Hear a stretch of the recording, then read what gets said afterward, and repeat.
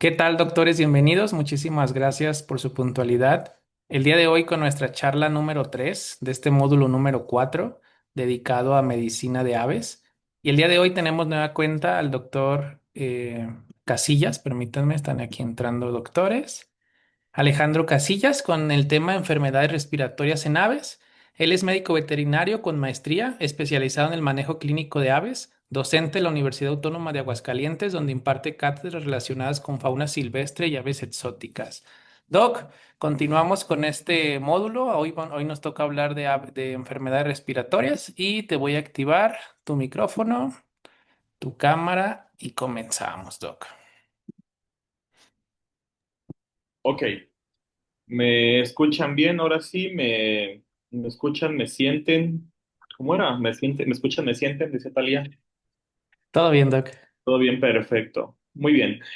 Bueno, vamos a comenzar con esta parte de enfermedades infecciosas, perdón, de enfermedades respiratorias, recordando un poquito lo que vimos con enfermedades infecciosas la clase pasada.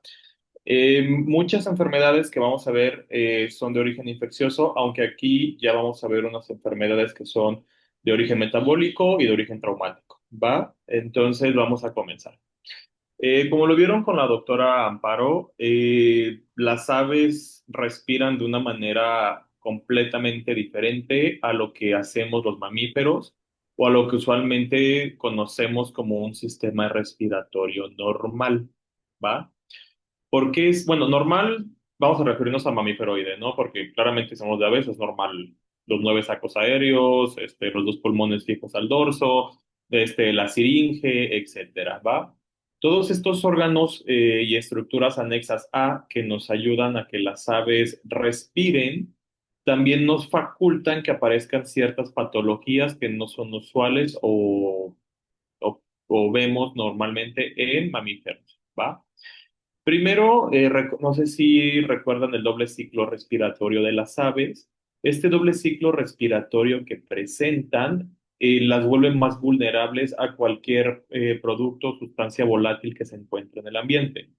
¿Por qué? Porque simplemente duran más tiempo con ella en el cuerpo. Tal vez yo inhalo y exhalo y ya hice un ciclo respiratorio, y lo inhalé y lo estoy sacando, pero un paciente aviar con este doble sistema respiratorio y el tiempo que dura el aire dentro de los pulmones y de los sacos aéreos, pues una toxina va a durar más tiempo y los hace más vulnerables, ¿va? Además de que las aves carecen de bronquios, ellas presentan parabronquios, que es la estructura mínima funcional, y el órgano fonador lo tienen dentro de bueno, no dentro, al final de la tráquea, ¿va? Que es lo que les permite hacer ruidos vocales y labiales, perdón, como los loros que dicen mamá sin tener labios. Entonces, bueno, es importante recordarlo porque a partir de ahí vamos a saber identificar ciertas patologías y cómo vamos a observarlas. Es importante también que reconozcan cómo se escucha un saco aéreo. Generalmente no producen sonido. Cuando tú auscultas un ave no produce sonido y cualquier ruido ya lo podemos sospechar de alguna aerosaculitis, algún proceso. Pero eso igual con experiencia, ¿no? Em, yo, por ejemplo, cuando estuve en el lugar que hice prácticas profesionales, que no lo recomiendo para nada, fue el peor episodio de mi vida, decían que escuchaban el pájaro y escuchaban que tenían un problema en el hígado. O sea, imagínense ese nivel de ridiculez de escuchar a un paciente y decir, ah, que tiene falla hepática porque se escucha que él roza el saco aéreo con el hígado. Siempre está rozando. No, o sea, no es un tipo de absurdez. Ahorita vamos a verlo. ¿Cuáles son los factores predisponentes que encontramos para alguna enfermedad de tipo respiratorio en los pacientes aviares? Igual, como vimos la sesión pasada, ejemplares procedentes del mercado negro, ya que lamentablemente son aves que la pasan muy mal, están hacinadas, las mantienen con sustratos que no son adecuados, que mantienen mucho tiempo la humedad, llámese viruta de madera, cartón, etcétera, y además, pues cuando vienen ejemplares de mercado negro, como vimos la imagen de la sesión pasada, no solamente vienen de un solo origen, sino que capturan y juntan de diferentes lados y eso se hace ahí un cóctel microbiológico increíble. Además del estrés y ayuno y todo lo relacionado directamente al tráfico de especies. Aves con un historial de malnutrición, que lamentablemente es muy común aún en nuestros días en México y yo creo que igual en Latinoamérica encontrar aves que son alimentadas con semilla de girasol, con pan blanco, con leche, con comida de casa, etcétera.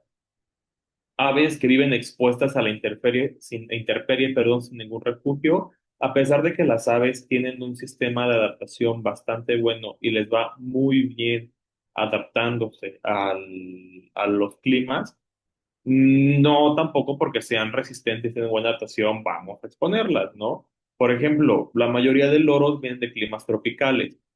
Hay muchas especies aquí en México, tenemos 22 especies nativas, pero si ven la distribución generalmente es en los estados del sureste. Oaxaca, Veracruz, la península de Yucatán, Tabasco, Chiapas, mm, tenemos algunos, bueno, Guerrero también hay, bueno, tenemos algunos aquí en Jalisco, pero la mayoría se encuentran hacia el sureste, ¿no? Que si han tenido el gusto, pues una ciudad, son zonas muy calientes y muy húmedas, y aquí en Guadalajara ahorita en marzo, en la noche bajamos a 18 15 grados, en el día estamos a 30 y tantos, ¿no? Y esos cambios bruscos de temperatura es lo que los vuelve delicados, bueno, no delicados, menos susceptibles a las enfermedades de tipo respiratorio. Principalmente a la humedad. Frío y humedad es lo que ya llega a hacer más daño. Aves con plumaje de muy mala calidad, además de claramente un ambiente frío, el estar desnudas, no tener un plumaje completo por mala nutrición o por un comportamiento autodestructivo de plumas, son aves que son más enfermizas. Pichones alimentados por personas sin experiencia, igual eso nos produce muchísimos problemas de bronconeumonía por aspiración. Gente que, ay, quiero un pichón para yo criarlo y les empiezan a papillar y no saben cómo, broncoaspiran y se muere ese paciente, ¿no? Y lamentablemente un super enemigo de los médicos veterinarios, las tienditas estas forrajeras que los conocemos, que venden los sobrecitos de que del Tamicin, Gentaherba, cualquier sobrecito que les venga a su mente de X antibiótico que los tutores compran y dan en el agua y sabrá Dios qué es, pero me lo vendió el del mostrador, ¿no? Y ya nos llegan con nosotros con unas resistencias bacterianas impresionantes los pacientes aviares. ¿Ok? Primero, metaplasia escamosa. Cuando hablamos de la metaplasia escamosa, que es un factor predisponente a las enfermedades respiratorias, es secundario a una mala dieta, principalmente una deficiencia de vitamina A. Recordemos que la metaplasia es un cambio de un tejido por otro, principalmente este epitelio escamoso, que obviamente al perder las células ciliadas, que deberían de estar barriendo estas partículas bacterianas o mecánicas, o pues sí, mecánicas que entran, se quedan dentro del organismo y se vuelven más difícil la eliminación. Es muy común ver pacientes con pérdida del pico o que generan rinolitiasis por esta misma situación. Aquí lo que volvemos, imágenes de loros, por ejemplo, otro factor predisponente dentro del tráfico es cuando los pintan para hacerlos pasar por loro de cabeza amarilla. En la imagen de abajo vemos un paciente con una quemadura química por peróxido en el rostro. Claramente ese es un paciente que aparte de que inhaló seguramente viene el peróxido y todas las mucosas de las vías respiratorias altas van a estar quemadas, se vuelven más sensibles a cualquier agente oportunista. Y en las dos imágenes, tanto superior del loro pintado como de la imagen mayor, podemos ver el típico loro enfermo que vive en la jaula redonda y no se le brinda más que la atención necesaria para que coma, ¿no? Tiene que comer, le doy comida, habla, me da risa, ajá, es todo lo que hago con el pobre animal. El comportamiento autodestructivo de plumas, insisto, que, ojo, podemos hacer no una conferencia, un workshop, un congreso completo de problemas de comportamiento, pero a lo que vamos, así como los perros llegan a chupar o a lamer una lesión, los pericos también llegan a picarse por molestia o por dolor.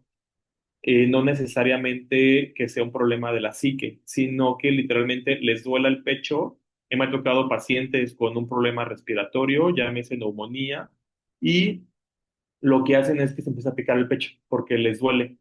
Y ya que haces la radiografía o tomas un cultivo, ya encuentras que está pasando por un proceso respiratorio y lo que muchos tutores sin experiencia Se fueron luego a, póngale juguetes, entreténganlo, es un signo de enfermedad respiratoria.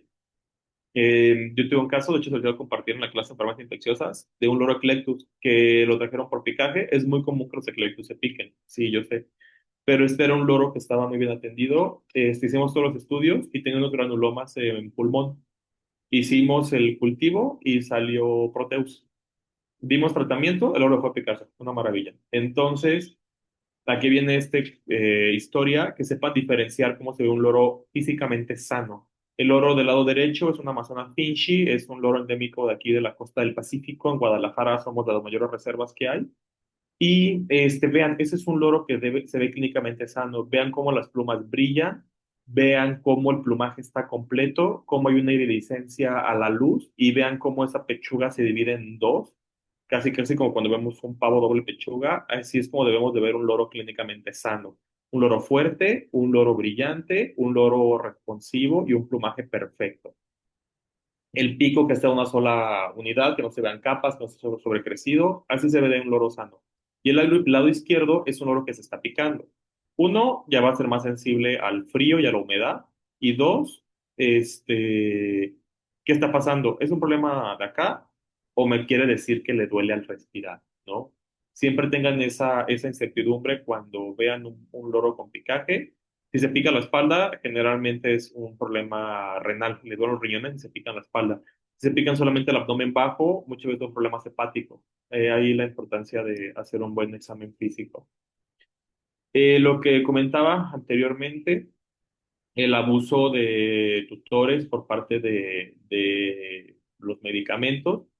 Esta era un loro, igual, un loro de Colorado, lamentablemente, que igual está quemado. No es el mismo de la primera imagen, es otro, lamentablemente, el cual presenta ese signo clásico de ojo almendrado, que hablamos de un ave enferma, y que respira con la boca abierta. O sea, se alcanza a ver el perico está haciendo como esto porque no puede respirar.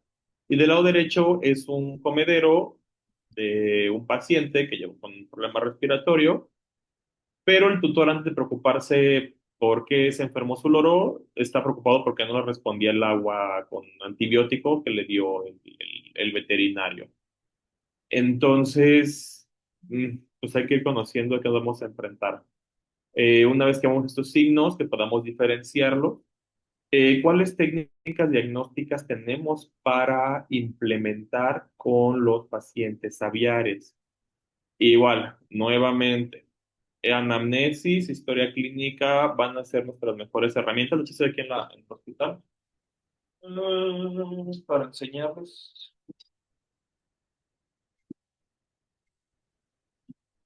O sea, les digo que este es nuestro expediente. Ahí no se alcanza a ver. No, tengo enfocada la cámara.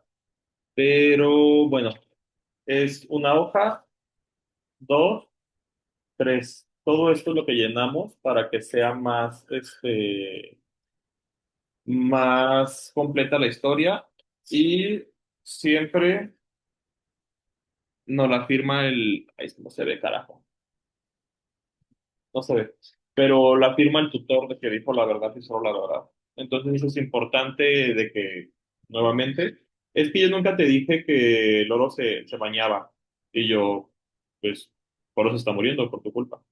Bueno, continuando, ¿qué información puede dar el tutor específicamente ya para un problema de índole respiratoria? ¿Hace cuánto tiempo dejó de hablar o de vocalizar, ¿no? Tal vez sea un canario o un ave de canto que no habla, o si es un citácido, ¿hace cuánto tiempo dejó de hablar? Porque obviamente es como cuando tienes una faringitis, que te duele la garganta y no quieres comunicarte, igual las aves. Si se sienten mal, no lo hacen. Lo siguiente, ¿hace cuánto tiempo dejó de volar? También es importante, si son aves que tienen la facultad de volar, uno de los primeros signos que vamos a observar en un paciente enfermo de vías respiratorias es que se fatiga al vuelo o no rinde igual. Cuando trabajamos con halconeros o cetreros, los cetreros somos muy expertos en medir los tiempos en los que nuestra ave gira y sube hacia el cielo. Este, si yo sé que mi halcón hace 5 tornos y sube hacia arriba y ahora me está haciendo uno y baja al suelo, ahí yo sé que ya está haciendo un cambio mi halcón al vuelo.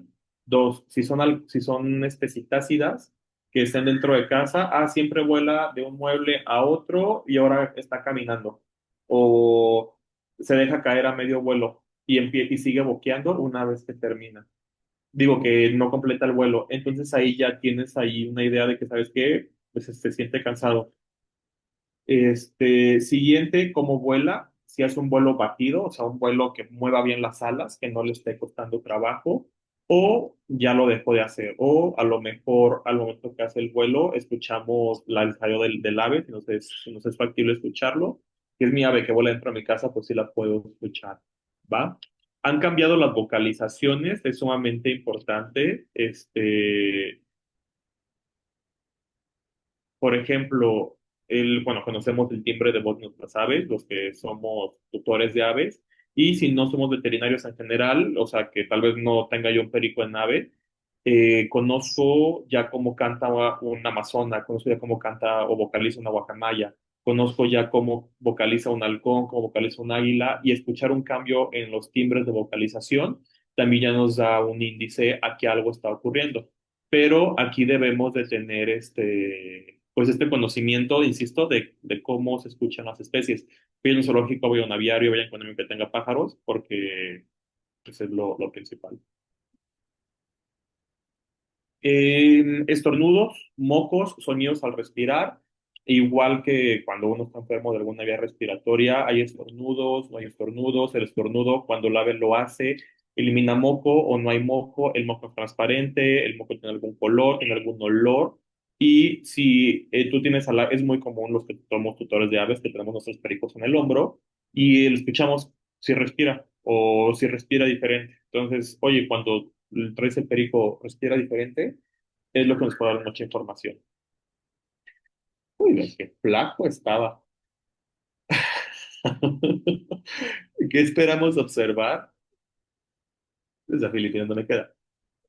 Exploración a la distancia. Este es un paciente, Aquila crisaetos, águila real, nuestro escudo nacional como mexicanos, en el cual es un ave que, bueno, se alcanzan a ver la pared, siempre, bueno, creo que aquí también están algunos alumnos de la especialidad, soy académico en la especialidad de vida silvestre de la Universidad Autónoma de Aguascalientes, y cuando hicimos la práctica, o igual a mis alumnos, cuando daba clases en la Universidad de Guadalajara, siempre decíamos, ve el ambiente primero, o sea, ves el ave, ya sabes que está mal el ave, pero ¿qué lo está produciendo? Por ejemplo, recordemos la imagen de Jenny Rivera abriendo la ventana, que es lo que les comentaba que muchas veces a las rapaces hacen encierros cerrados que no permiten una buena ventilación.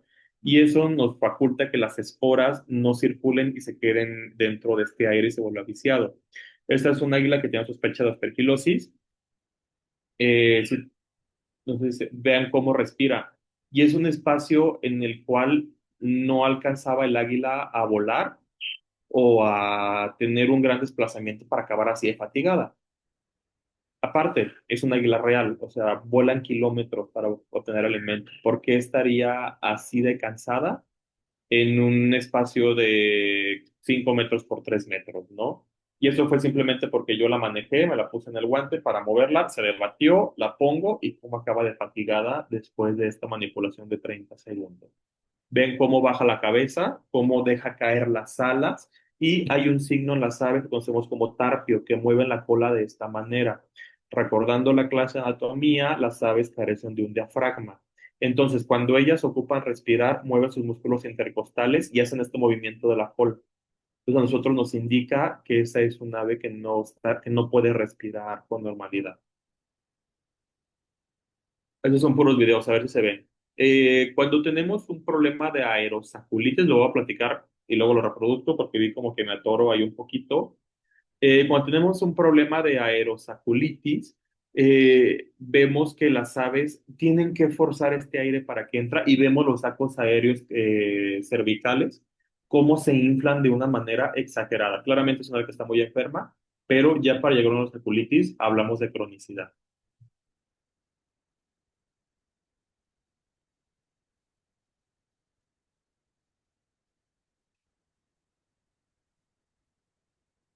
Si son atentos y observadores, voy a regresarlo. Ahí pueden observar el doble ciclo respiratorio del ave. Vean cómo inhala, baja el oxígeno, se mueve acá y luego exhala. Va, quiero que si pueden observar ese doble ciclo respiratorio, que es lo que muchas veces lo leemos, pero no lo podemos ver porque con un ave clínicamente sana no se puede observar. Pero quiero que vean cómo el ave respira, baja el oxígeno y cuando hace la segunda exhalación, cómo se infla el saco aéreo cervical.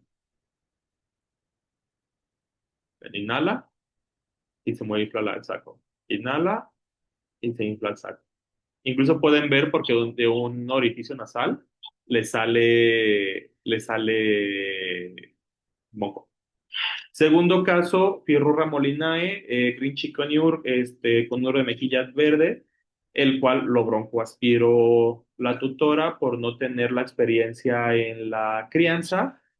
Y vean cómo se ve. 30 segunditos, permítame. Hay que apagarle a Luis Canelo las pigüelas y dile que es una conferencia.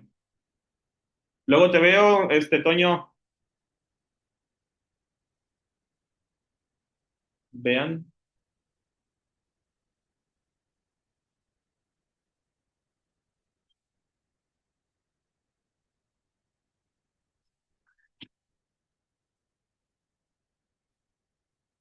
Ay, no, me equivoqué. Vean.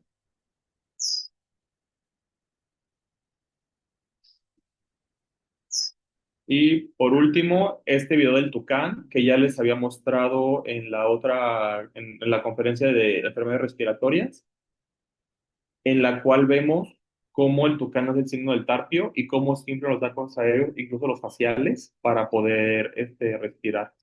Bueno, ya fue. ¿Qué otros signos podemos observar en aves con enfermedad respiratoria? Disnea, la más clásica.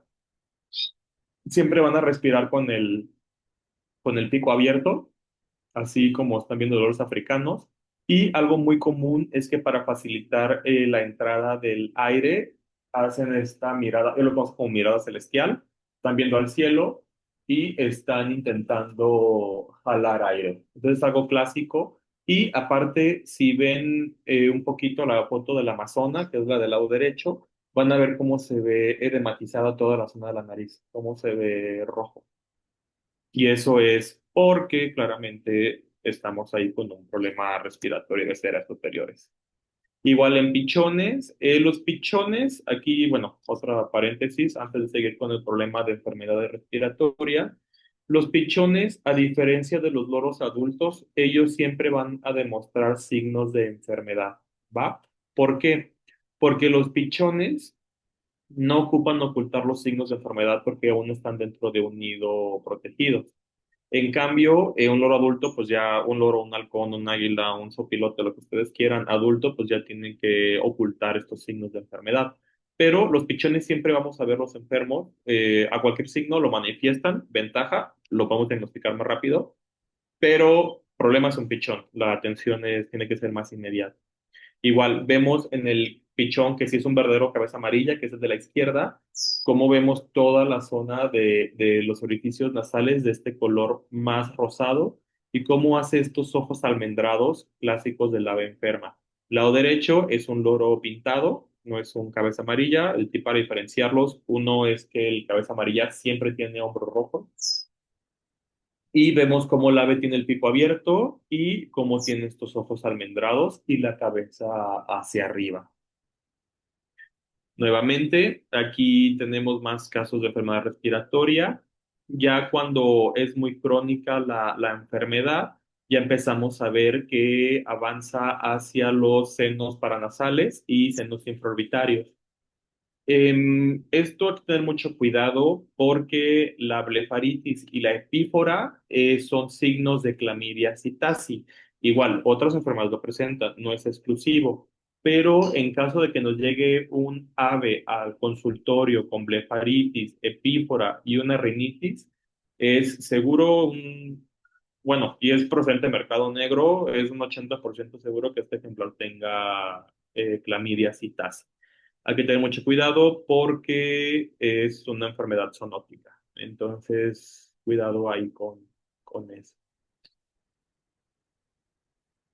La contención física, vamos a hacerla. Y la exploración, primero, lo que les comentaba de las Juanas, debemos de revisarlo. Ahí es un comparativo. Esta foto igual se las había puesto en la conferencia del día martes, pero quiero que vean la diferencia en los colores. El lado izquierdo es este color como lo esperamos encontrar, que es un color rosita salmonado, rosita claro. Este, pero el otro vemos como incluso sangre. En la Juana vemos que es un color rojo, rosado, sangriento. He ahí la diferencia. Igual, podemos llegar a encontrar ya granulomas por enfermedad infecciosa de vías aéreas altas.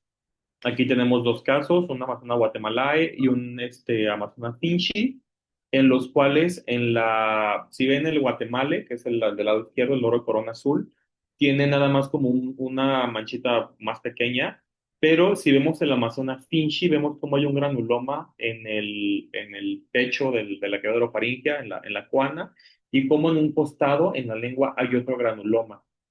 Este, Estos casi siempre son pseudomonas. Les encanta pseudomonas hacer estos granulomas así en la caída de la faringe.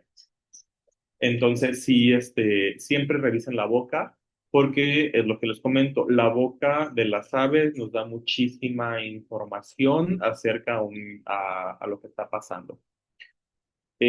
Otros signos de enfermedad que podemos observar, más discretos, bueno, del lado izquierdo, es el moco seco, de empezar a ver los orificios nasales sucios pues, de este cochinero moco seco. Y del lado derecho, por ejemplo, está burbujeo en el ojo.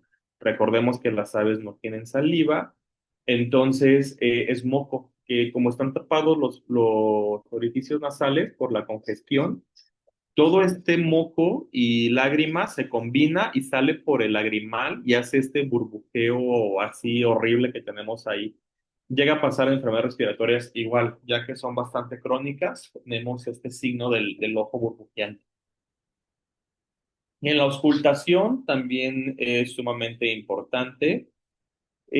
Nos ayudan a dar mucha información cómo escuchemos el sonido. Si yo escucho el sonido o sonidos audibles que se escuchan en la inhalación o la inspiración, es un problema de vías aéreas superiores. Si yo escucho los sonidos cuando el ave exhala, se relacionan a vías aéreas bajas. O sea, de una rinitis, enfermedad respiratoria de vías aéreas altas, faringitis, como la quieran, orofaringitis, perdón, a una neumonía, una aerosaculitis, ya depende de cómo hagamos nuestra auscultación. Parte fundamental de la prueba de esfuerzo es la prueba de esfuerzo, igual como cuando vamos nosotros al fisio pulmonar, hay que hacer una prueba de esfuerzo que puede ser, por ejemplo, si es un halcón, que el halcón tiene su equipo de cetrería, que son las piguelas y las botas, lo perchamos en nuestro guante y lo empezamos a sacudir de esta manera. O sea, para debatirlo, que pueda agitarse. Igual, tal vez yo lo que hago bueno, en el hospital de aves, tenemos una jaula grande de vuelo, sacamos los pacientes, los ajustamos, los correteamos que intenten volar 1 o 2 minutos, tampoco quiero que sea tanto. Y una vez que ya lo fatigue y hago que el ave empiece a jadear, un ave normalmente no tiene que tardar más de 2 minutos en recuperarse, ¿va? Incluso aves gordas, 2 minutos es el aproximado que tenemos para que detengan este jadeo. Si hay un tiempo prolongado, o sea, que me tarde más de 2 minutos, ya haré un rayos X, haré un hemograma, haré un cultivo o cualquier otra herramienta diagnóstica que me ayude. Intranasol, cualquier cosa para empezar. Vean, ese es un paciente que ya había durado más de 5 minutos y aún seguía con este boqueo. Otra cosa que quiero que observen, además de la respiración con el pico abierto, es cómo mueve los músculos intercostales para ayudarlo a respirar. Ah, que la chingada. Ahí va. Pero actual, póngale que empezó cualquier cosa para empezar.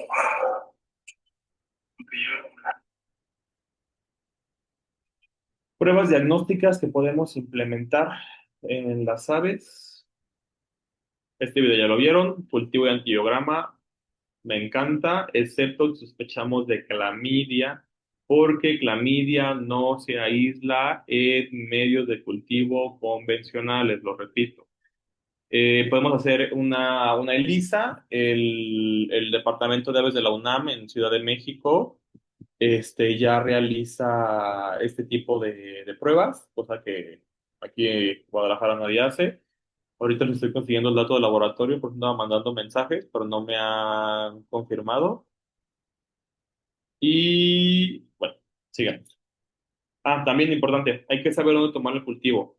Si en nuestra auscultación yo escucho que el sonido es al inhalar, que es un problema de vías superiores, lo tomo de la Juana.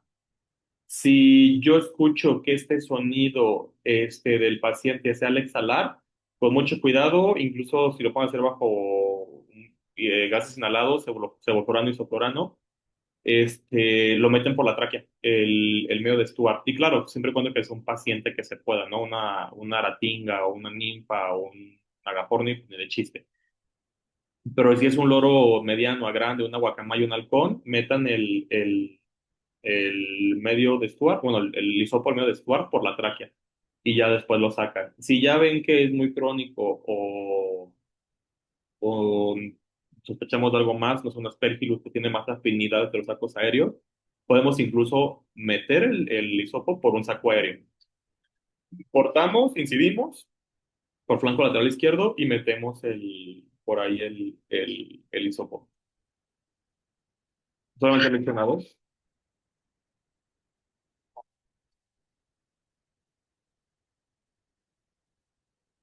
Es un tucán para que identifiquen la vocalización.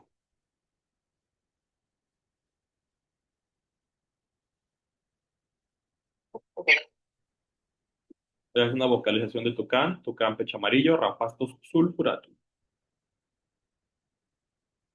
Y ya igual se los había mostrado. Aquí ya nos dice quién es, ya que es sensible. Una maravilla.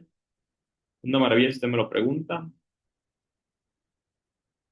Los rayos X, igual, padrísimo, una herramienta que si vamos en general a la clínica de oro, digo, a la clínica de aves, el rayos X es una prueba de oro. ¿Por qué? Porque podemos hacerle rayos X a un avestruz o podemos hacerle rayos X a un hummingbird, una chuparrosa. ¿Por qué? Porque no ocupo sacarle sangre, no ocupo hacer nada más que posicionarlo y tomar el rayos X y ya me va a darme información de valor sin tal vez sacarle sangre a un paciente comprometido o a un paciente que sea muy pequeño, ¿no? Entonces, valórenlo, podemos ver una desaculitis, podemos ver una neumonía, podemos ver una neumonía granulomatosa, podemos ver una traqueitis, todo se puede observar. Por ejemplo, ese es un rayos X en el cual vemos un patrón pulmonar bastante marcado. Recordemos que ellos no tienen bronquios, entonces las aves presentan parabronquios, que el parabronquio está dispuesto en el pulmón de una manera como si fueran tubos. Y ustedes hagan de cuenta que agarran un puño de tubos de papel de baño, los juntan y esos son los parabronquios aviares. Aquí, como pueden ver, este era un paciente que lamentablemente estaba expuesto a humo de cigarro y podemos ver cómo se marca o se logramos saber este patrón, se le describe de manera de panal por la exposición en este caso, nicotina, ¿no? Pero lo podemos verlo igual sin exposición a humo, porque me toca pacientes que lamentablemente están cerca de asadores, de leña, de X de situación o que pintaron la casa, etcétera, ¿no? Y vean cómo se marca este patrón. Igual, esa imagen ya la habíamos visto la clase pasada. Este era un caso de digo, bueno, era una rosaculitis, sí, pero por Aspergillus fumigatus. Hematología, nuevamente. Aquí van a aprovechar muchísimo a la doctora Araceli. pero generalmente cuando tenemos una neumonía vamos a tener una linfocitosis por heterofilia, ya que los que nos indican una inflamación inmediata de algún órgano son los heterófilos en las aves, ¿va? Y nuevamente, no queremos llegar a este punto, pero qué mejor información que la que nos puede dar una necropsia. ¿Por qué? Porque pues podemos abrir el ave, ver qué pasó. Por ejemplo, este ya se había compartido, esta es una policerositis por Aspergillus, que vemos ahí esas lesiones umbilicadas, que todos son granulomas producidos por el Aspergillus, son los famosos aspergilomas, en un paciente de halcón de Cooper. Igual, este es un caso de Aspergillus en la guacamaya que le hicieron rayos X. Quiero que vean cómo vuelan las esporas.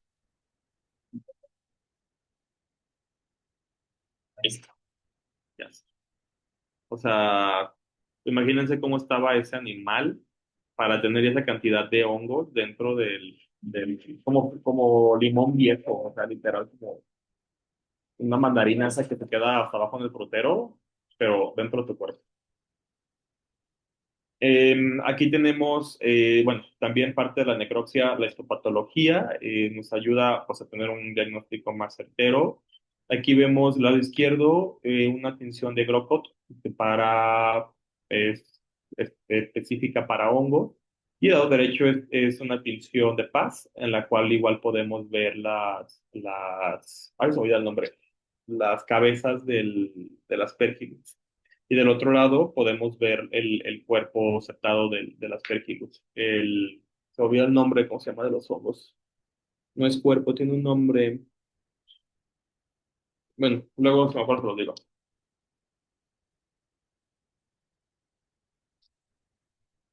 ¿No quiere?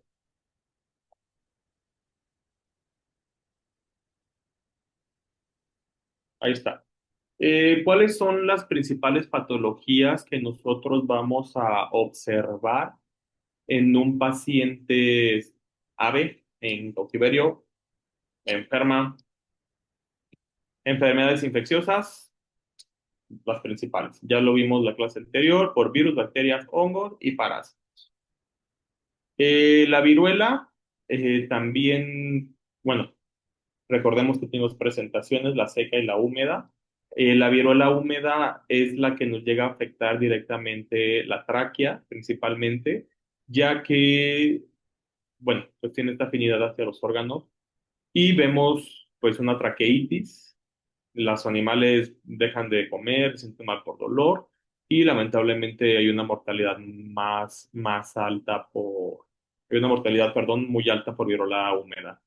Lo que vamos a observar, como pueden ver, es un corte de tráquea en el cual observamos los cuerpos de Bollinger, que es la lesión patoneumónica del virus de la viruela en la sangre. Algo muy importante, bueno, creo que ahorita estamos tranquilos, pero no reciban o tengan siempre ¿cómo decirlo?, su filtro sanitario al momento de recibir aves silvestres en las clínicas, principalmente que están cerca de las costas o aquí en Jalisco, que somos un estado megaproductor de huevo, ya que muchas aves silvestres caen por influenza aviar y llegan a presentar signos respiratorios. Entonces, todo lo que sean halcones salvajes, patos salvajes,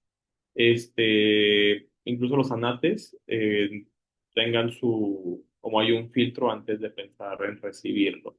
Y mejor que los lleven al CPA o un lugar de ese tipo. Estas son las bacterias de origen respiratorio, bueno, que nos generan infecciones vías respiratorias, que son más frecuentemente encontrables en la clínica aviar. Clamidia citacis, Pseudomonas, Aeromonas, Klebsiella, Streptococcus y Staphylococcus. Todas son, pero las negritas son las que para mi gusto son más frecuentes.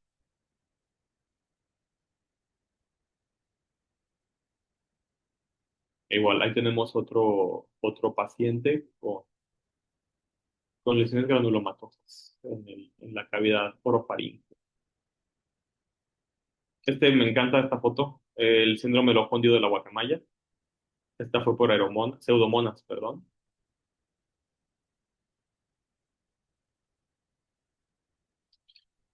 Clamidia citasi. La clamidia citasi, vamos a ver un daño en hígado, en la necropsia y una aerosaculitis también bastante marcada.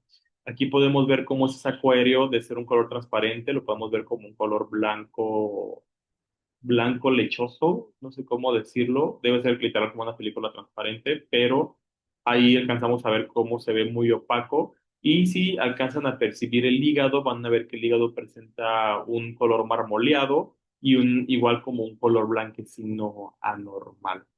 Lo que les comentaba, esos son dos ejemplares de ninfa que fueron hechosas y confirmado a clamidia citasi, y ven cómo presenta esos ojos hinchados y cerrados y cómo están esponjadas, más que no es un video, pero también presentaban una disnea bastante marcada.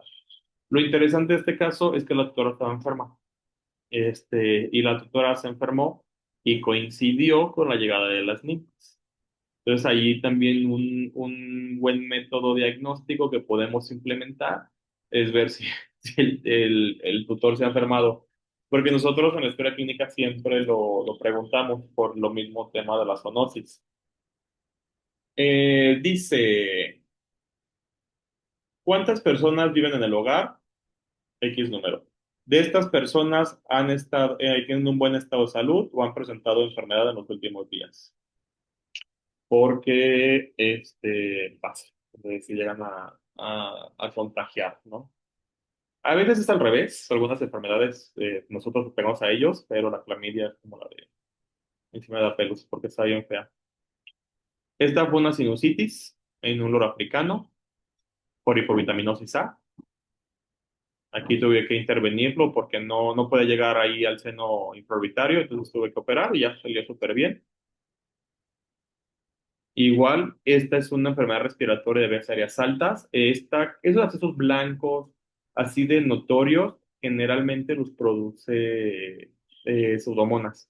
Y tiene un olor característico, muy asqueroso, que antes sí huelen muy feo. Es lo que nos da opción. Este es un caso de un paciente que fue producto de un decomiso, el cual se murió por Staphylococcus aureus y por una neumonía granulomatosa producida por el mismo agente infeccioso. Agente micótico, aunque el Aspergillus es el más frecuente que podemos encontrar en los pacientes aviares, también hay otros géneros de hongos que nos pueden producir daño en pulmones. Aspergillus, Candida, Mucor y Cryptococcus. Cryptococcus también es importante porque es altamente zoonótico. Ese es un Aspergillus en un gavilán de Cooper. Y de origen nutricional, la obesidad y la hipovitaminasis A, que después nos genera la famosa metaplasia escamosa. Si ven el lado izquierdo, bueno, el lado derecho es el zoom, esto es un parabronquio de un ave. Es este tubo que les estaba comentando. ¿Qué es lo que pasa? El epitelio ciliado, que debería estar en la periferia del parabronquio del ave, se cambia por un tejido, por un epitelio escamoso, el cual muchas veces, aparte de que uno evita el correcto funcionamiento de los cilios, de las vías respiratorias, lo que ocasiona es que como es un epitelio duro, pues escamoso, es como el que tenemos, según yo, es el que tenemos en nuestras manos y en la lengua de los bovinos. Si aquí hay un agente infeccioso, aquí se va a quedar, porque los cilios ya no están para hacer el trabajo. Entonces, un problema respiratorio con una metaplasia escamosa tiende a agudizarse. Y a su mismo tiempo tenemos un funcionamiento no adecuado de las vías respiratorias de nuestros pacientes aviares. Entonces, hay veces que tú das antibiótico, tú nebulizas, tú llegas a administrar mucolíticos en caso de que sea necesario y no mejora, no hay cilios, como quieres que salga ese moco, ¿va? Estas son la rinolitiasis, esta es la manifestación como macro, por así decirlo, lo que podemos verlo en la necesidad de, de la histopatología. Es uno de los primeros signos que observamos, la rinolitiasis. Son estas piedras que se producen en la nariz porque igual hay un sobrecrecimiento exagerado de este epitelio escamoso que ya no recorre los mocos, sino que se quedan ahí mocos, se quedan las partículas que inhala y se va formando esta mega mocopiedra. Y la obesidad. La obesidad tal vez no directamente sea una enfermedad de tipo infeccioso, pero sí metabólico y afecta directamente a la respiración, porque en el momento que nuestro perico se llena de manteca, no permite que los sacos aéreos funcionen con la normalidad deseada. Entonces, el ave quiere respirar, este saco aéreo quiere distenderse, pero un pedazo de manteca no deja que el loro respire con normalidad. Origen mecánico es la ruptura del saco aéreo y la broncoaspiración. Este es un caso de ruptura de saco aéreo, se ven muy chistosos cuando se les duelen los cachetes.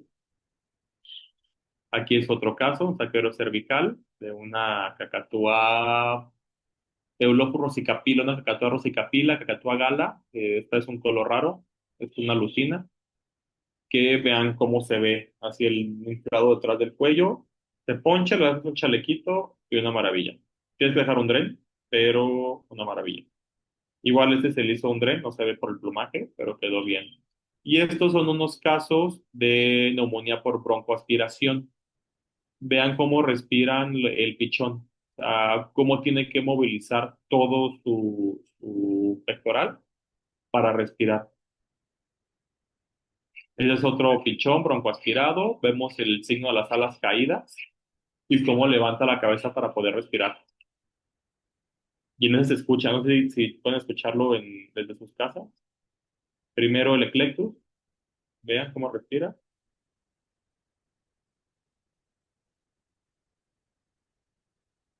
Se ve horrible ese video. Y después vemos la guacamaya, escuchen.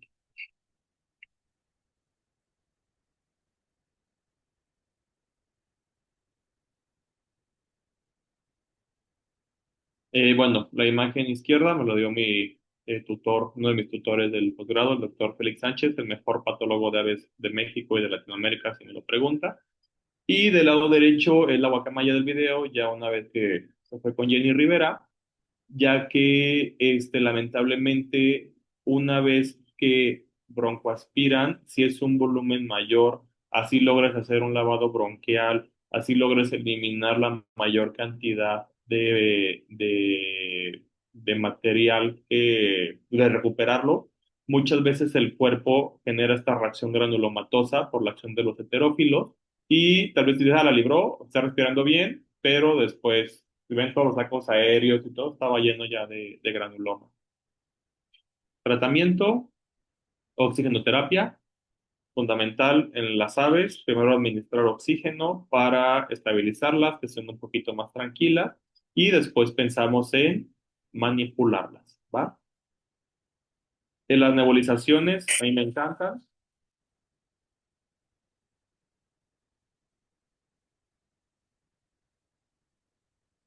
Los bebés.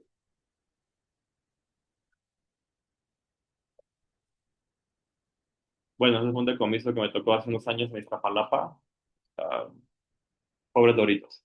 Pero bueno, las nebulizaciones es para mi gusto el mejor método para tratar un problema de índole respiratoria, ya que el medicamento llega directo a donde se necesita. Solamente las nebulizaciones mínimo tienen que durar 30 minutos, porque luego quieren nebulizar 5 minutos. Y tienen que checar que su nebulizador parta las moléculas del fármaco de un tamaño adecuado. Ahora no recuerdo el tamaño de la molécula, se los averiguo y se los paso. De eso se encarga mi esposo, pero bueno. Para que pueda llegar bien a todos los parabronquios y funcione el tratamiento. Pero insisto, mínimo son 30 a 45 minutos para tener eficacia, ¿va? Y medicación oral también funciona. Bueno, pues claramente no voy a nebulizar amoxicilina, ¿no? O otro fármaco. pero la medicación oral pues claramente está indicada. Hay aves que lo hacen muy bien de manera voluntaria, porque yo utilizo medicamentos de línea humana porque son dulces y les gustan y se los toman así como pueden ver este oro del sol. Y administración parenteral, también hay medicamentos que podemos inyectar para que nos sigan el tratamiento. Generalmente yo lo que administro inyectado siempre es levofloxacina. Ojo, es la que más administro porque en mis resultados de cultivo es a la que mayor tengo sensibilidad. Y no me ha ido bien oral, pero inyectada funciona muy bien. Y es parte del tratamiento lo que administro. Algo muy importante como parte de los tratamientos de enfermedad respiratoria de vías aéreas altas son los lavados sinusales. ¿Por qué? Porque tenemos que eliminar todo este moco y partículas que quedan atrapadas junto con el moco con el lavado sinusal para de esta manera evitar que uno, sigan ahí las bacterias y dos, la vía aérea esté libre para poder inhalar el medicamento mediante la nebulización. Y es muy fácil, una jeringa, solución salina normal, ponemos en el orificio y hacemos flush. Siempre el paciente tiene que estar, si este es mi perico, tiene que estar en esta posición para cuando el agua salga por la cuana, no la respire. Entonces, cosa tan fácil como con mi toalla, agarro mi perico, lo tengo en esta posición y hago lavado sinusal. Una maravilla. Si no hacen lavado sinusal, si hacen lavado sinusal van a ver cómo los tratamientos funcionan mucho más rápido. La ruptura de saco aéreo, eso es lo que les comentaba, se pincha, se pone una cánula, se hace un chalequito y maravilla. Corrección de la dieta, dará problemas de hipovitaminosis A, que genera la erosacolitis, dar la dieta adecuada para nuestras aves y esto, esta es mi perica, la griselda.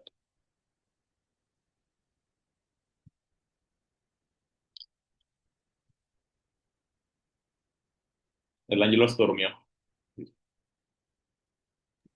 No, aquí estoy, pero este, se me, Y ay, se me actualizó este Zoom y está medio, apenas le estoy agarrando, pero aquí estamos. Muy bien, Doc. Doc, tenemos muchísimas preguntas desde que comenzó ay, prácticamente.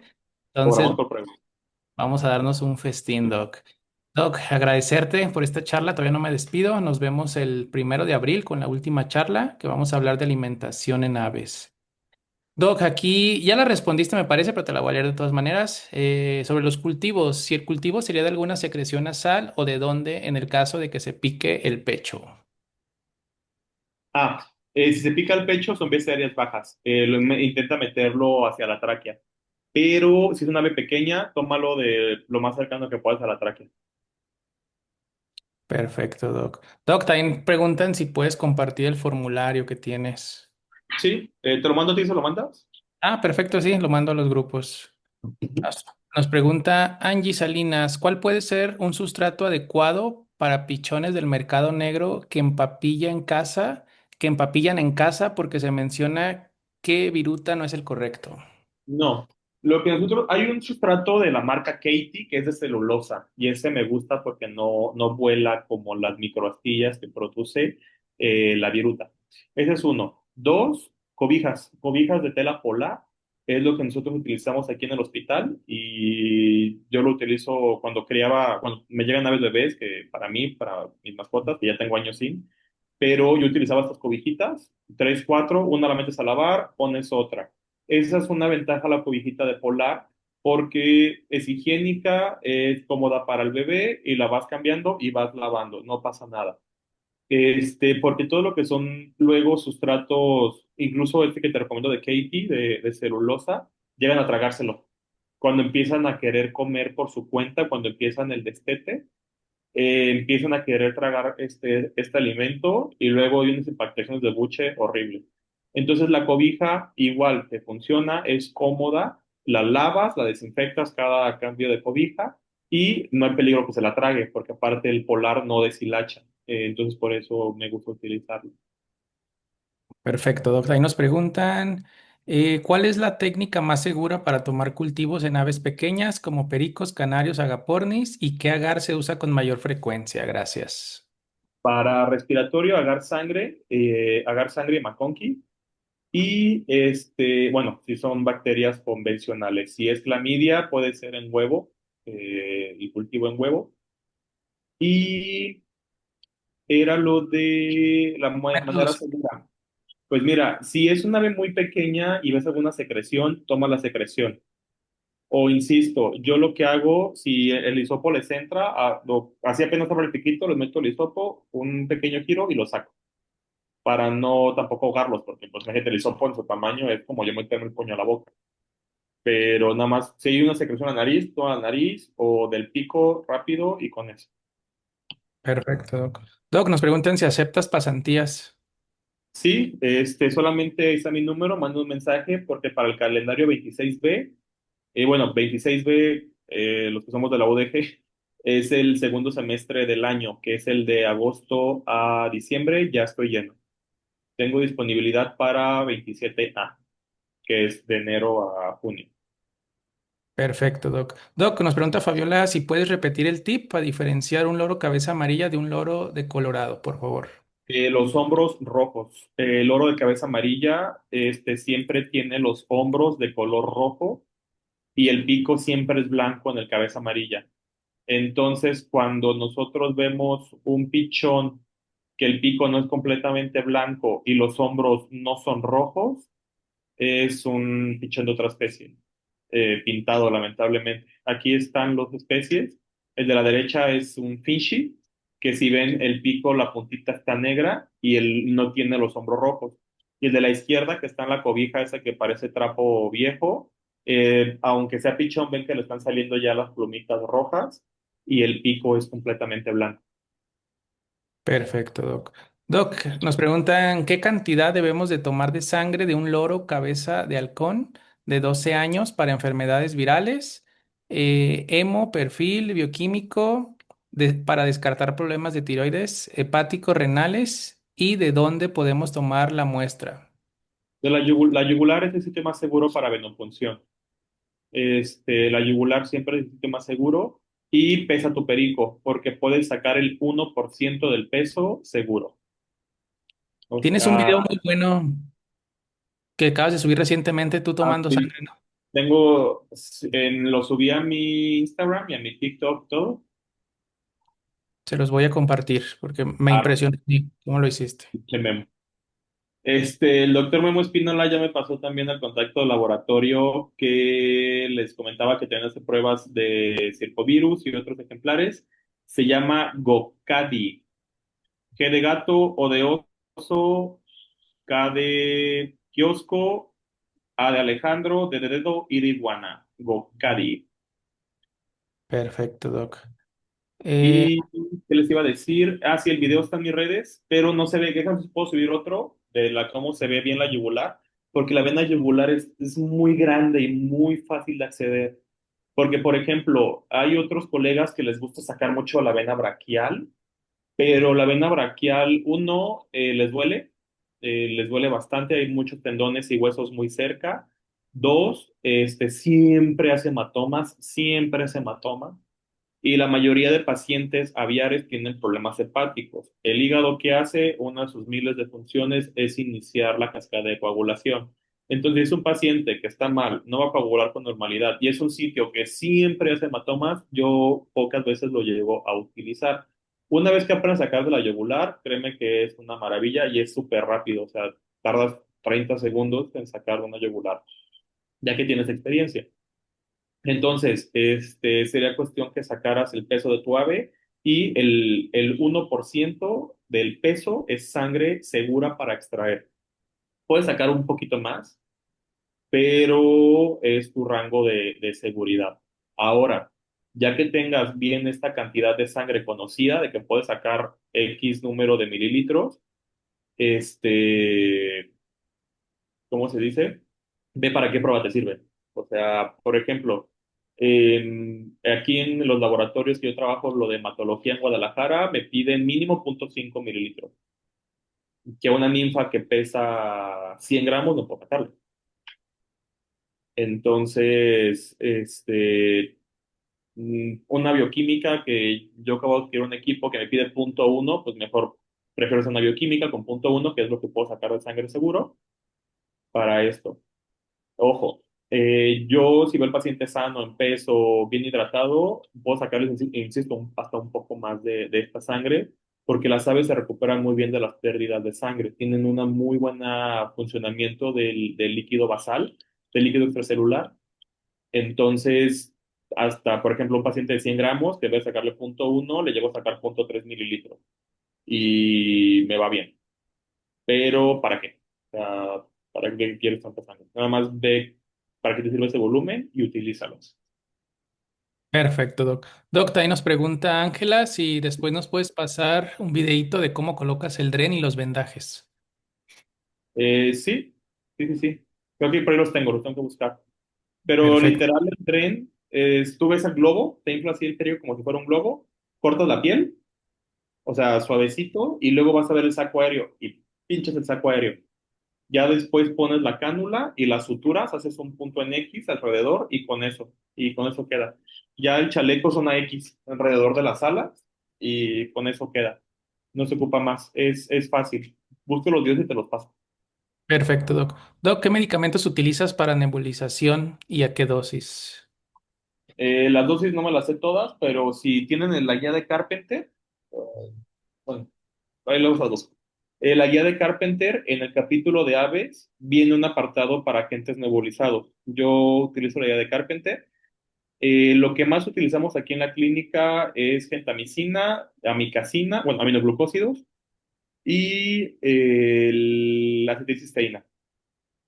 El- ya después vamos a utilizar aminofilina y otros productos según sea la situación, pero pues depende de lo que tenga tu perico. Por ejemplo, ese loro fumador, estuvimos manejando aminofilina, con parte del tratamiento y mejoró bastante bien. Perfecto, Doc. Doc, nos pregunta Jacqueline, cuando hay efisema subcutáneo en tórax y abdomen por ruptura de sacos aéreos y hay perforación de piel, ¿se puede usar ese mismo vendaje o es necesario suturar la piel y el vendaje? A ver, cuando sí, sí, hay que ubicar primero cuál sacor está roto. Y corregir dieta y hacer todos los factores que puedas controlar. Lo primero, si ocupas pinchar, drenar todo ese aire y este chaleco te va a ayudar a que la piel regrese a su posición porque la piel queda muy laxa después de que se infla. Por ejemplo, hay muchos colegas y muchos autores que no recomiendan el vendaje porque las aves se lo van a intentárselo quitar. Si manejas una muy buena medicación, yo les digo gabapentina y se queda muy calmado. Nada más es un poquito más frecuente que en mamíferos, pero les poncho, les doy su GABA y yo los dejo hospitalizados para estarlos viendo. Porque si lo dejas al tutor, lo va a encerrar en la jaula, se le va a enredar el vendaje y se va a morir, porque así son las aves. Entonces, lo que hay que hacer con este paciente aviar, pincha. Tienes que durar como una semana y ojo, después de las 24 48 horas con un instrumento, lo que tú quieras, picas esta cánula porque empieza a formarse fibrina y empieza a tapar la cánula. Entonces la picas, que siga drenando este aire y ya después de la semana quitas el vendaje y evalúas. Si el paciente se sigue inflando, ya es una cirugía. La verdad, no la he hecho, no sé el procedimiento, pero sé que buscan el saco aéreo y lo reparan, o sea, lo cierran. Pero ahí sí no tengo ya más experiencia de cómo sea. Perfecto. Doc, ¿qué opinas de la dexametasona en aves, por ejemplo, para estos problemas respiratorios? Sí, yo siempre empiezo mi tratamiento con Dexa. Cuando tienen una aerosacolitis o una neumonía muy marcada, manejo 3 días de dexametasona, no más, y te ayuda bastante. También habría que evaluar la situación del paciente. Si es un paciente que ya viene muy inmunocomprometido, no meto la dexa. Pero si es un paciente que yo vea que esté bien, 3 días de dexametasona es uno por uno, 1 miligramo por kilo, y te va bastante bien. Perfecto, Doc. Doc, ¿qué tratamiento te ha funcionado mejor para aspergiliosis? Para aspergilosis, depende.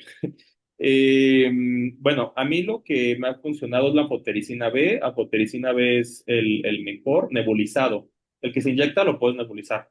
Y me ha ido muy bien con la anfotericina. Porque el itraconazol hay algunas especies en las que se reporta toxicidad y con la anfotericina B me ha ido bien. El tema con el aspergillus es que una vez que se detecta que ya hay síntomas, seguramente la vez se va a morir en algún punto. O sea, es muy grave el aspergillus y muy difícil de tratar. Igual hay técnicas para mediante endoscopía, intentar retirar los granulomas y son retirables, pero anfotericina B y puedes combinar anfotericina e itraconazol con protectores hepáticos y también puede irte bien. Perfecto, Doc. Doc, ¿aproximadamente cuánto tiempo se deja la cánula en el saco aéreo dañado? Una semana, Perfecto. ¿Qué medicamentos orales recomiendas? lo que es sensible. O sea, haz tu cultivo y a lo que te haga sensible. A nosotros, igual, por estadística, lo que más nos ha sido sensible ha sido ampicilina, amoxicilina y... Ay, me falta una. Doxy, porque es para clamidia. Pero igual, ve, checa bien es aislamiento. O sea, ¿por qué te puedo decir mil y un fármacos y resulta que tienes un paciente multiresistente? Porque doña Juana, la tutora, ya le compró Valcin, Ericlor y toda esta jungla de sobres. Perfecto, Doc. Doc, también nos preguntan ¿con qué recomiendas nebulizar? ¿Cómo?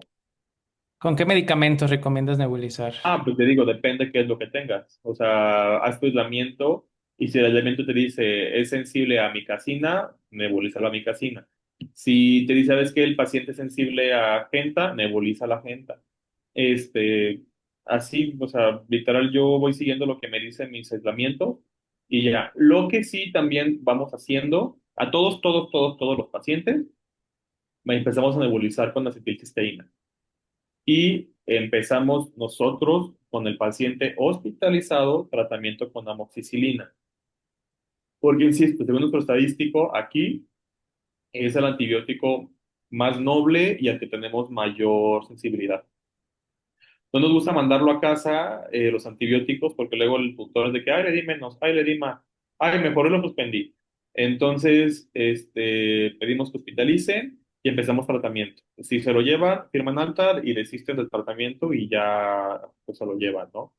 Pero aquí iniciamos el tratamiento nebulizado con pura acetilcisteína para que los mocos se vayan haciendo más fácil de expectorar y amoxicilina oral. Ya después que salga el aislamiento, si es sensible a amoxicilina, continuamos con amoxicilina o si no, completamos el tratamiento con la amox y seguimos al mismo tiempo con el tratamiento al cual sea sensible el paciente.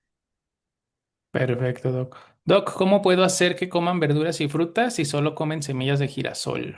A huevo comen. Yo le digo a todos los tutores, a todos los clientes, a todos los estudiantes, que ningún perico es pendejo para dejarse morir de hambre. O sea, si vemos un poquito más el tema de cognición de las aves, hay reportes de loros tan inteligentes como un niño de 5 años.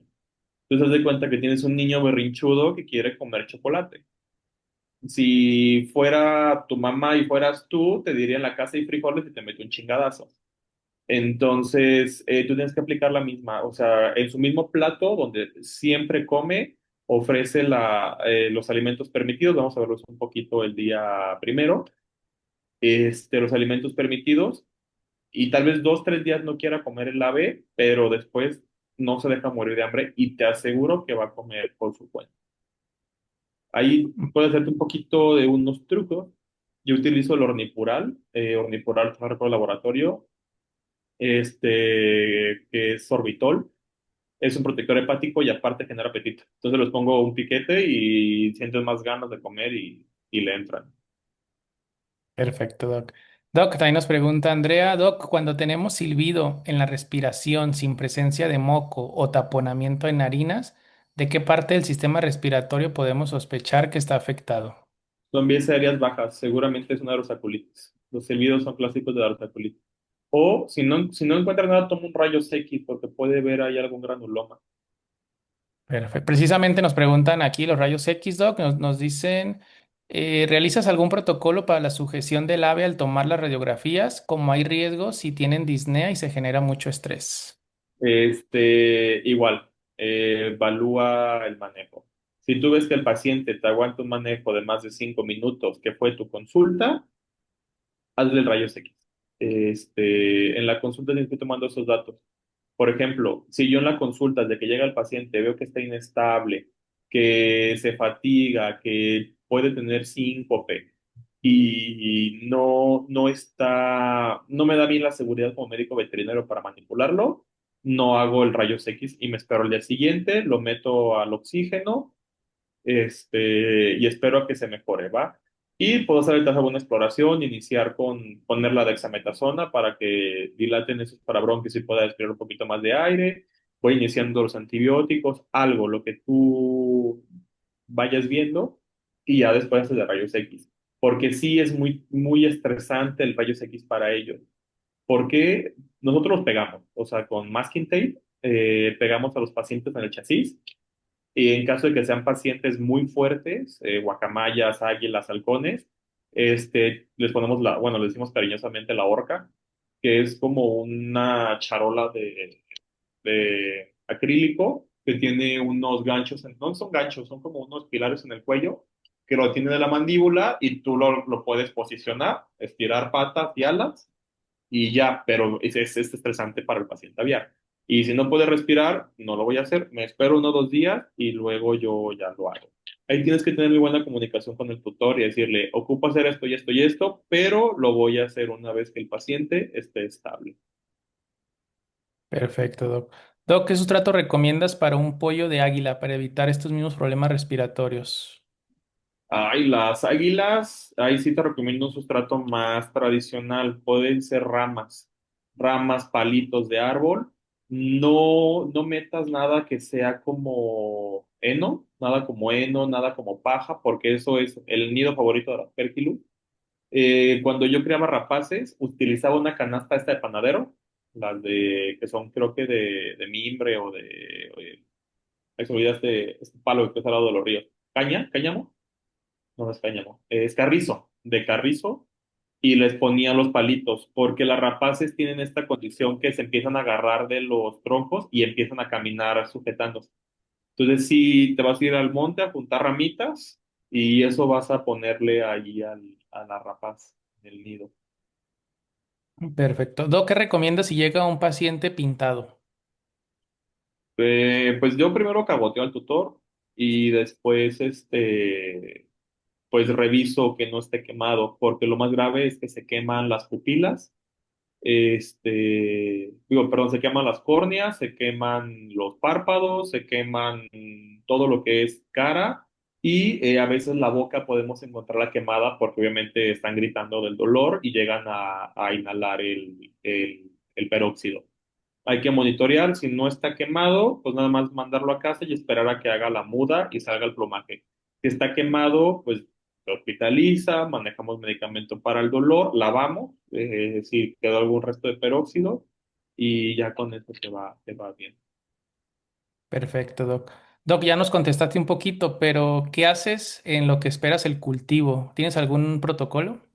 Sí, digo, aquí nuestro protocolo es la cisteína nebulizada con solución salina y la amoxicilina con ácido clavulánico a 125 miligramos por kilo y espera a que llegue el cultivo. Este cultivo, bueno, este laboratorio que yo tengo aquí cerca me encanta porque en 3 días tiene el cultivo. Bueno, el resultado se me hace buen tiempo y ya en eso esperamos.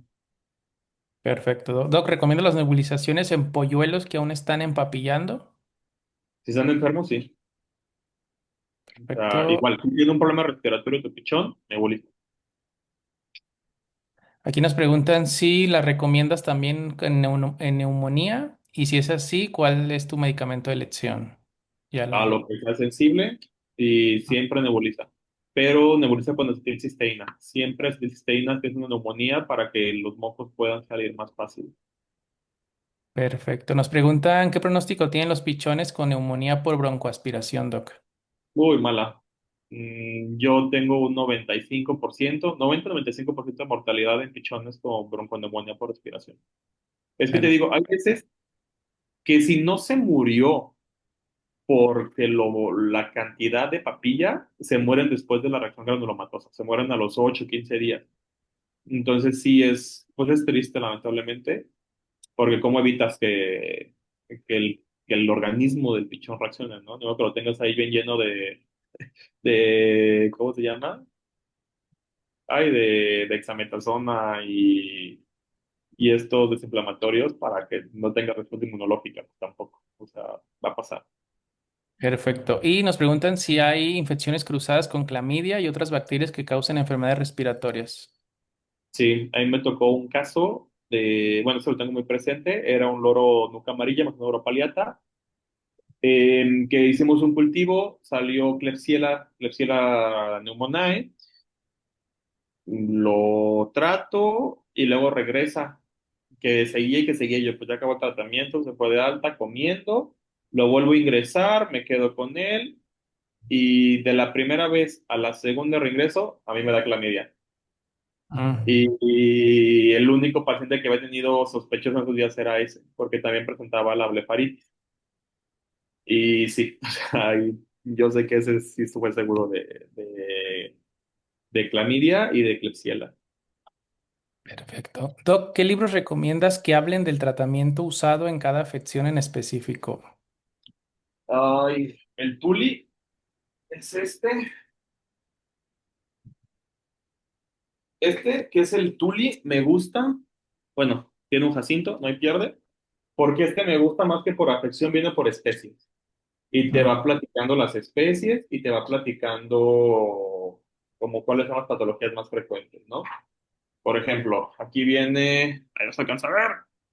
Bueno, aquí viene cigüeñas y te dice cómo manipularlas, cómo contenerlas, cuáles son aquí viene problemas micóticos, problemas parasíticos, etcétera. Y luego viene avestruces, así. Este me gusta porque va más que por decirlo por áreas, va por especies. Esto te ayuda un poco, bueno, a mí me ayudó mucho a organizarme en mi cabeza. Si quieres algo más práctico, la consulta en... Y como quito este filtro pedorro. A ver, espérenme. ¿Me recuerdas, Ángelo, cómo era para quitar el filtro borroso? Donde dice video, hay una flechita y Video, ahí te sí, vas a fondos, Doc. video, desenfocar mi fondo. Ahí está, listo, mitad vez. Estaba compartiendo esta y ahí está. Ahí está. La consulta de los 5 minutos de Blackwell, buenísimo. Obviamente el de aves. Aquí, sabes que yo ya sospecho de ruptura de saco aéreo y ya te dice el tratamiento, cómo tratarlo, cómo intervenir al tutor, cuáles son los síntomas, con qué otra patología puede relacionarse. Padrísimo. Entonces, Perfecto, Doc. También nos preguntan aquí, Doc, ¿qué hallazgo durante el examen clínico o signos respiratorios cree que son importantes para tomar la decisión de no anestesiar o sedar a un ave? cualquiera. Todos. O sea, yo no te anestesiaría a ningún paciente con algún problema respiratorio, porque, insisto, recordemos este doble sistema respiratorio de las aves. Entonces, de por sí ocupando un alto flujo de oxígeno durante las contenciones anestésicas. Si ocupan ese alto flujo y hay algún problema obstructivo, llámese traqueitis, neumonía, aerosacolitis, no te va a irte bien. O sea, ni le muevas. Perfecto. Doc, nos preguntan si has usado prega en aves o solo GABA. Yo solo tengo GABA, pero sí se puede usar pregabalina, tengo entendido. Perfecto. ¿Las dosis también están en el Carpentendor Todo está o? en Carpenter, no me acuerdo tanto. Según yo, la gabapentina, no te no te voy a mentir, pero está en el Carpenter. Perfecto. Ya tienen ellos el libro, Doc, también. Vamos a brincarnos un poquito. Aquí nos preguntan, ¿qué protector hepático prefieres, si el Ornipural o algún otro? Yo meto Ornipural y Triepal. Me ha ido muy bien, ese es un tip que también puedo darles. No estamos hablando de patologías metabólicas, pero yo utilizo para ya casos que me llegan incluso muy graves, con encefalopatía, el Ornipural me ha funcionado perfecto. Eso yo lo empecé a hacer como experimental y luego en la asociación, un doctor que también es asociado de Brasil, nos dijo así como si fuera un descubrimiento y así de ya lo estamos haciendo aquí en México. Pero muy bueno el Ornipural y el Triepat. Perfecto, Doc. Doc, ¿has utilizado budesonida para nebulizar? Sí, Buda también. Perfecto. Nos preguntan si el antibiótico se da sin diluir directamente oral. Depende qué antibiótico. Por ejemplo, la amoxicilina, como son dosis muy altas, si recordamos la dosis de mamíferos es 12,5 miligramos por kilo y la dosis de aves son 125 miligramos por kilo, para empezar. Entonces, lo que yo llego a hacer en esta situación es, utilizo la amoxicilina a mayor concentración para que no le toquen volúmenes pequeños a las aves. Por ejemplo, .1, .2, 1 mililitro, una ave muy grande, de la de 600 en 600 miligramos en 5 mililitros. Ahora, hay medicamentos que vienen en tableta, por ejemplo, la doxiciclina. Yo no he encontrado suspensión de doxiciclina. Ahí sí abro mi cápsula, la diluyo en solución salina estéril y hago mis diluciones para administrarla. Pero depende qué es lo que quieras tratar y a qué dosis. Perfecto, Doc. Doc, para auscultación, ¿recomienda los estetoscopios para neonatos o sirven los convencionales? Los datos, ese que yo tengo, aquí está. El de Nato. Perfecto. Y nos comentan que el ornipular ya lo sacaron del mercado. En este caso, ¿usarías el No Tripac? me digas esto. ¿Todavía tienes varios? Tengo varios porque es de cajón, pero ¿cómo que lo sacaron del mercado? Sí, aquí hay varios comentarios que ya lo sacaron. Entonces, ¡Coño! la alternativa sería el Tripac, pero para estimular el apetito, ¿tienes otro truco o no, Doc? No, nada más. Bueno, convivir con aves. Aquí en mi hospital tengo un área, bueno, aquí vive mi guacamaya y lo pongo como ave tutor a través de las jaulas a que lo vean comer y por imitación, que es un comportamiento Mm. natural, empiezan a comer. Pero no manches, digas eso. Pues, me quedan ayunos, pero qué feo.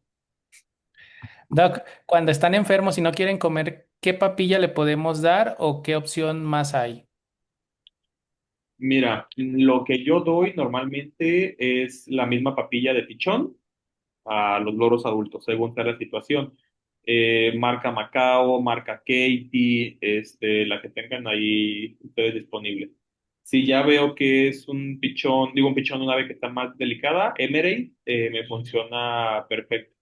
El Emerald es para omnívoros. Perfecto. Doc, en el caso de los AINES, ¿hasta cuántos días se puede dar y con qué frecuencia? Hoy depende la situación. Por ejemplo, hay un reporte del uso de AINES en un búho. Déjame ver, aquí tengo que artículo.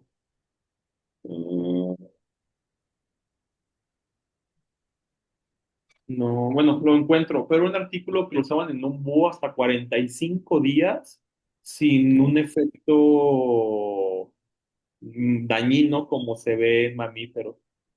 Entonces sí lo pueden utilizar con bastante calma. Incluso las dosis también son altísimas. La dosis de meloxicam es de 0,5 a 1 mililitro, digo, 1 mililitro, de 0,5 a 1 miligramo por kilo. Incluso yo le llego a utilizar hasta 2 y nos ha funcionado bien. Perfecto, Doc. Doc, nos preguntan también si has tenido alguna experiencia con proventriculitis viral. Sí, es coronavirus. En la exposición pasada lo hablamos del el PDD o el Proventricular Dilatation Disease, que es muy frecuente en aves de criadero, lamentablemente. Y sí, pues no hay tratamiento. Se puede tratar incluso hasta con meloxicam, hay literatura y este medicamento no me acuerdo cómo se llama, que es un inmunosupresor, porque lo que hace el coronavirus ataca los nervios asociados a la digestión, pero no recuerdo el nombre del inmunosupresor que se utiliza y les da medianamente buena vida hasta que lamentablemente ya, ya llegan. Perfecto, Doc. Ya estamos terminando, Doc. Eh, nos preguntan también, déjame ver. Ah, aquí. Supongo que es para aves sanas, Doc, pero si recomiendas sedar a las aves para radiografía o prefieres sin sedarlas. Yo la cedo en caso de que sean pacientes que me representen un riesgo a mí. Por ejemplo, águilas, que he trabajado con águilas reales, sí las anestesio. Y para... Porque, ¿mande? No, te escucho. No, porque un descuido, por más tonto que sea y que te quede prensada la pierna, no te la puedes quitar. Y aparte son aves muy fuertes, o sea, aunque un águila no te gane en peso, tal vez te gane en fuerza. Son animales de verdad increíblemente fuertes. Entonces, aves muy grandes que me representen un riesgo y que voy a hacer una manipulación muy íntima, sí las anestesio. O sea, que voy a obtener una muestra de sangre, que voy a tomar rayos X, que ocupo hacer algo, sí, o sea, bajo anestesia. Por ejemplo, hace tiempo movilicé una avestruz y la hice despierta, Mm. pero pues no iba a, ¿cómo se dice? Pues no iba a estar arriba de ella tomando rayos X. Y un águila que tiene la fuerza para llevarse un zorro volando prensado de la pierna, ¿para qué quieres eso? Perfecto, Doc. Doc, para toma de muestras, ¿sueles sedarlos? No, porque la mayoría de pacientes que llegan están inmunocomprometidos y no me gustaría anestesiarlos. Y no es necesario, o sea, si es una muy buena contención física, no se ocupa. Como, bueno, insisto, si van ahí a mi Instagram, hay un video de cómo tomo una muestra de yugular de una amazona. O sea, lo Ujú. hago solo, o sea, no se ocupan personas para hacerlo. Y literal se pica la yugular y ya sacas la muestra. Es esto para que lo ubiquen ahí en el feed. Y, o sea, el video está en tiempo real para que vean. Ya lo van a ver con la doctora Araceli, los sitios de venopunción y todo eso, pero solito lo puedes hacer sin mayor problema. Perfecto, Doc. Doc, ¿cuál es tu criterio para abordar patógenos identificados en cultivos bacterianos, ya que en algunos casos se reportan microbios naturales a partir de cuándo ya es patógeno? Pues mira, si está produciendo, bueno, mi crítica es, si el del laboratorio me está reportando que hace daño en el agar sangre, que es lo que te indica patogenicidad, pues lo trato. Si yo veo que el paciente tiene signos evidentes de enfermedad, y esto me está reportando el aislamiento, pues lo trato. Claramente hay bacterias que son microbiota natural de las aves.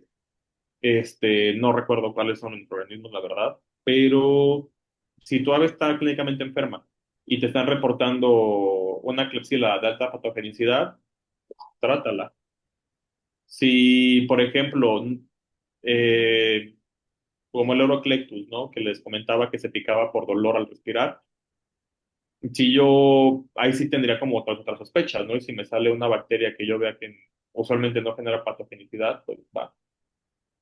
También pregunté, bueno, ahí de ronda de cultivos, generen bien historial, porque me ha tocado que mucha gente da probióticos porque son muy buenos y curan todo, según los tutores. Y hay aislamientos que sí me han salido con lactobacillus, o que no son una bacteria usual en las aves.